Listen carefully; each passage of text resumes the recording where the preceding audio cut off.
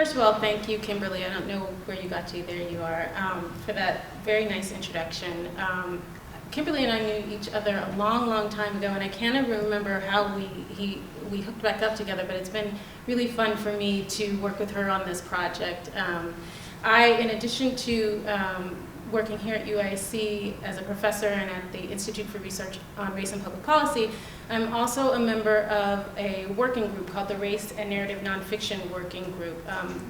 Many of the members are back in the back corner there. Brenda Parker, who is going to be reading some of her work today, is also a member. And so we're a group of faculty and staff members who are interested in trying to learn how to use creative writing techniques to talk about the really complex and thorny intellectual issues that kind of come up in our work. And so it's pretty exciting for us to work with what we kind of think of as the real writers on a project like this. So thanks so much, Kimberly, for suggesting this and working to make this happen. The piece that I'm going to play for you today, which Kimberly referred to from the Meet the Budget Cuts project, is actually an audio piece. It's something that I worked on with two people who work at UIC. One was a graduate student named Dina Lewis. She's in the Educational Policy Studies department. And the other person is Liz Thompson, who works in the Gender and Sexuality Center, and she's a photographer. So the three of us worked together on this multimedia documentary project, and we have created a website that you can go to called meetthebudgetcuts.weebly.com, where we will be posting the stories that we put together. And I was sort of prompted to start this project because in late 2009 and early 2010, the University of Illinois system faced a pretty serious budget crisis where the state refused to actually give the funding that they had allocated to the university upon which we had based our budget. And so the response on the part of the university was to implement a bunch of budget cutting methods. So we had furloughs, you may have heard about those in the news. We had hiring freeze, and we also had what everyone referred to as rescissions or budget cuts. But what I sort of noticed at the time was that we kept referring to the rescissions, and we talked about, what a huge impact this would have on public education and whether or not students were going to be able to access public education in the same way, all of which is, I think, hugely important.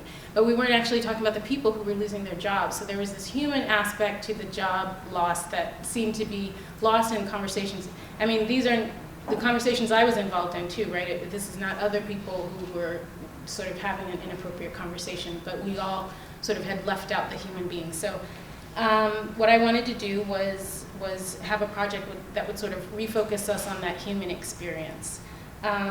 And so working on this project has raised a lot of really interesting questions for me. I think one of them is, what's the relationship between audio editing and writing? Because there's a lot that's similar, sort of trying to build scenes, and in what you'll hear, it's completely unnarrated, so it's unnarrated by myself, so it's working with dialogue, trying to develop someone's character, but it's in a completely different form. So I went back and forth between the transcripts of their audio and listening to the audio as well. But that's sort of one of the things that's on my mind. When Kimberly asked me if I'd be interested in reading it, I said, well, I can play something. Does that count as writing? She said, sure. I said, great. So, but I am really interested to hear what sort of other people think about that. Another thing that pretty much all the work that I've done raises, but this one even more so, is sort of what does it mean to be responsible when you're telling someone else's story. So I interview people, and Dina Lewis, the project assistant, interviewed people as well. And then, these interviews lasted like an hour and a half, 2 hours, and then I've cut them down to 4 to 7 minute pieces, right? So there's a power imbalance in this relationship where I am deciding what part of their story I'm going to tell, and how I'm going to tell it, what I'm going to emphasize, and what I'm going to leave out. And so that's just a question I struggle with all the time. I think it's an important one to bear in mind. And then I think the third question I kind of think of is, what can stories like this really do? My hope is that it'll bring a focus that has been lacking in the conversation to people who are still kind of losing their jobs, right? This is still happening at UIC. But as my colleague Erica Miners likes to put it, you know, stories move us, but what do they move us? What do they move us to do? How do they move us? And what do they move us to do? So that's a question I'm interested in. So that's sort of what prompted the work. You're going to hear a story about Stephanie Whitaker and James Now. They're two people who worked in the political science department here at UIC before they received what I should say is referred to as a T contract. The people who are losing their jobs here at UIC are in a category called academic professionals. They basically have a year-to-year contract.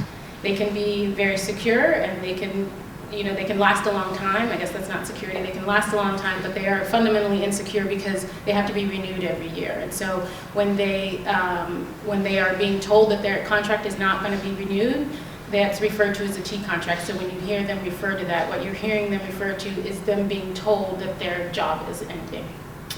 And so I guess I'll just go ahead and play.